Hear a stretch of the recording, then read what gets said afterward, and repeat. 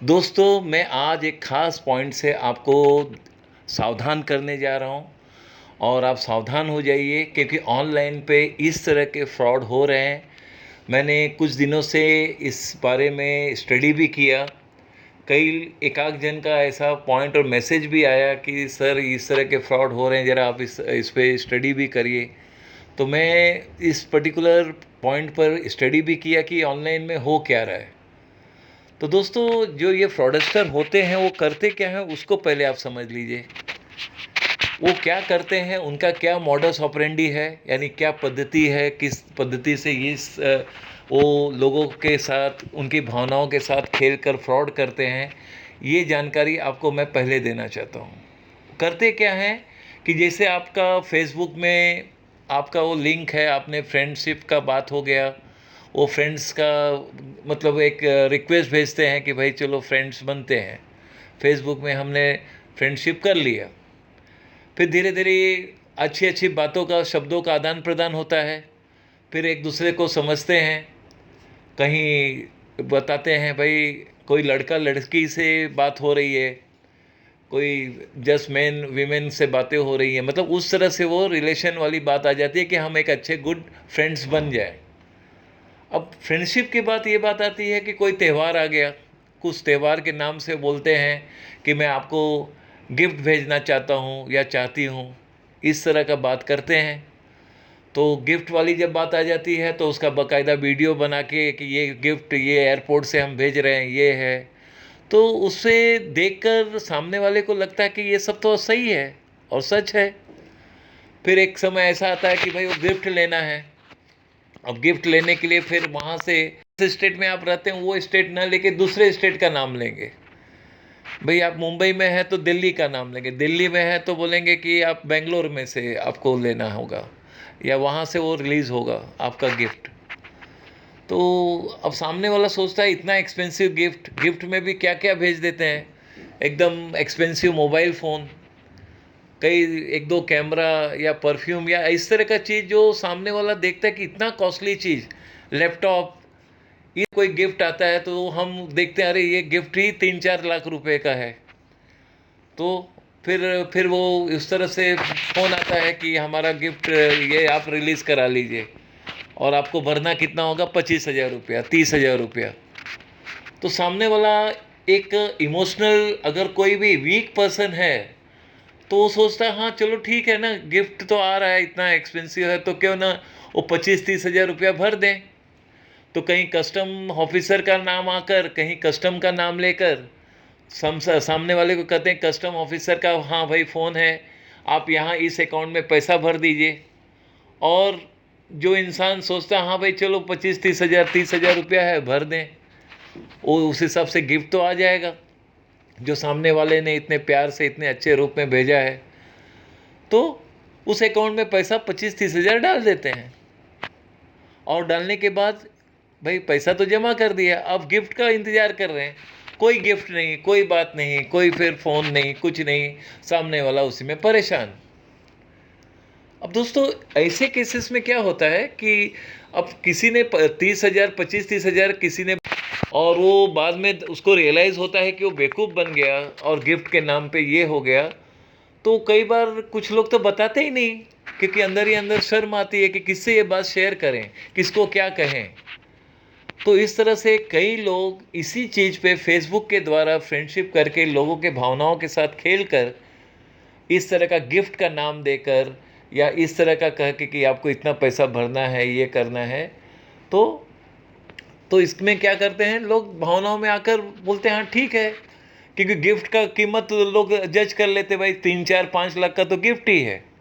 तो वो मन में भावना रहती है और सामने वाले का भाई मान सम्मान की भी बात हो जाती है, ये सोचकर पैसा भर देते हैं। और कुछ इसी तरह के फ्रॉडस्टर जो ठगने वाले लोग होते हैं बस इसी काम में लगे हुए हैं। तो कहीं मेल के नाम से कहीं फीमेल के नाम से दोनों को ठगा जा रहा है। तो दोस्तों, मैं इसको बारीकी रूप से अध्ययन किया और मैंने देखा कि वास्तविकता यही है जो मैंने आपको अभी बताया दोस्तों। तो इन चीज़ों से आप सावधान हो जाइए दोस्तों कि इस तरह का गिफ्ट वाली जब बात हो तो अब ये पॉइंट है कि इस समस्या का समाधान क्या है, ऐसे केसेस में हमें क्या करना चाहिए। दोस्तों, मैं जो सुझाव देने जा रहा हूँ उस पर आप अमल करिए।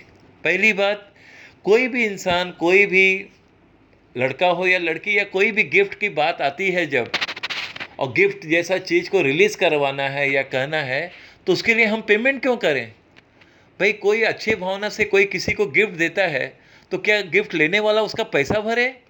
तो पहली बात तो यही गलत है, क्योंकि नैतिक रूप से, व्यवहारिक रूप से कोई किसी को जब गिफ्ट देगा तो उसके जो खर्चे और साधन है वो भी वो भरेगा। कि भाई सामने वाले को हम गिफ्ट दे रहे हैं 50,000 या 1 लाख का, और देने में अगर 10-20 हज़ार खर्चा भी होगा तो वो 10-20 हज़ार भी भरेगा, कस्टम ड्यूटी भी भर देगा। क्योंकि अगर वो लाख रुपए का भी अगर गिफ्ट दे रहा है तो 10-20 हज़ार क्या चीज़ है उसके लिए, तो 1,20,000 भर के वो सामने वाले को फ्री ऑफ कॉस्ट में मिलना चाहिए। उसमें रुपए पैसे देने का कहाँ से प्रश्न आ गया। तो ये समस्या का समाधान यही है दोस्तों। इस तरह के फ्रॉड करने वालों को मुंह तोड़ जवाब यही देना चाहिए कि अगर आप हमें गिफ्ट भेज रहे हैं तो उसके लिए हम एक पैसा भी नहीं भरेंगे। यदि आप स्वयं दे रहे हैं तो हमारे घर में या कहीं भेजना है भेज दीजिए, लेकिन हम 1 रुपया भी भरेंगे नहीं, क्योंकि ये नैतिक रूप से गलत है। क्या गलत है कि भाई कोई गिफ्ट किसी को दे रहा है तो उसमें चार्जेस कहाँ से आ गए। हमें चार्जेस भरना ही नहीं है, हमें चाहिए नहीं। जहाँ चार्जेस भरने की बात आ गई वो गिफ्ट ही मुझे नहीं चाहिए, भले वो लाख का हो, 5 लाख का हो या 10 लाख का हो। तो इन चीज़ों का, इन समस्याओं का यही समाधान है, इसका निर्मूलन यही है कि ऐसे केसेस जब आपके सामने आए, इस तरह का मैसेजेस आए, कोई अलग अलग वेबसाइट पे जा के इसी तरह की बातें करते हैं दोस्तों। इसी तरह से कई लोग लोन देने की बात करते हैं, कई लोग लॉटरी हो गया, आपके नाम लग गया, आपको रजिस्ट्रेशन फ़ीस भरना है इस नाम से, ऐसा भी कह के कई कई जगह शादी ब्याह का विषय भी बना, मतलब भावनाओं के साथ खेल कर लोगों को फ्रॉड करते हैं। यानी ये दुनिया में हो रहा है दोस्तों। तो जहाँ पर आपके जेब से भरने वाली बात आ जाए कि भाई ये चार्जेस भरना होगा, कस्टम ड्यूटी में एयरपोर्ट पे ये भरना होगा, तो ये सब बातें हैं। तो इस तरह के फ़ोन कॉल और ये सब नहीं होते हैं दोस्तों। उसका एक रिटर्न कम्युनिकेशन होना चाहिए, या वो बाकायदा प्रॉपरली उसका नोटिस होता है, सब बातें होती हैं, सब क्लैरिटी होता है। और गिफ्ट के नाम पे जहाँ पे लोगों का लव एंड अफेक्शन की बात आ जाती है, वहाँ लोगों का सॉफ्ट कॉर्नर आ जाता है। इस कारण से लोग कहीं ना कहीं बेवकूफ़ बन जाते हैं। अच्छे खासे एजुकेटेड पर्सन भी, जो शिक्षित हैं, वो भी बेचारे ठग जाते हैं इन्हीं सब कारणों से। तो मैं चलते चलते फिर से दोहरा रहा हूँ दोस्तों कि इस तरह के जो फ्रॉड हो रहे हैं ऑनलाइन पे, इससे आप सावधान हो जाइए। और ऐसे चीज़ों को सामने वाले के, जब इस तरह की बात हो या गिफ्ट देने की सामने वाली बात हो, उस समय अपना कम्युनिकेशन जीरो कर दीजिए। ऐसे लोगों से फिर आगे का बात ही व्यवहार मत करिए, नहीं तो एक न एक दिन आप भी उसमें ठगे जाएंगे। कोई ना कोई बेवकूफ़ बना लेगा और पैसा ठग कर निकल जाएगा। तो मैं इन्हीं बातों को आपके ध्यान में लाना चाहता था जो मैंने आपको बताया, और उसका जस्ट मैंने एडवाइस भी वही किया है, जो इस समस्या का क्या समाधान होना चाहिए वो भी बता दिया। बस यही था दोस्तों, इसके लिए मैंने सोचा ये सावधान करूं, क्योंकि ये भी, इस तरह का फ्रॉड भी धीरे धीरे बीमारी की तरफ फैल रहा है दोस्तों, और लोगों को जानकारी नहीं है। और जिनको जानकारी है, जिनके साथ हुआ है, वो बात को शेयर नहीं करते हैं, और जब शेयर नहीं करते हैं तो धीरे धीरे ये गलतियां बढ़ती जा रही है, और लूटने वाले और लूटते जा रहे हैं। तो ज़रा यहाँ पर आप सावधान हो जाइए, सतर्क हो जाइए। बस इतना ही कहना था दोस्तों। चलिए फिर मिलते हैं।